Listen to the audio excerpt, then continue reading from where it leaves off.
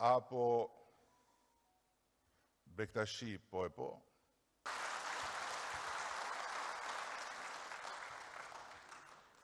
Ashtu kryegjykata botërore e Bektashive mund transformohet në një realitet shqiptar ndërkombëtarisht tërheqës, ku njerëzit e çdo feje dhe kombësie, ndër plot nga ata që vinë dhe do vinë gjithmonë më shumë në Shqipëri,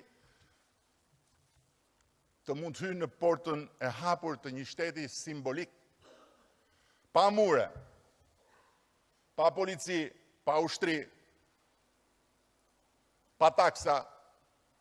apo atributet tjera, por një seli, një shtet shpirtëror, që e pret çdo vizitor me devizën ne nuk jemi këtu për të ndarë, ne jemi këtu për të bashkuar. Që historia e Bektashive është në vetvete thirrja imponuese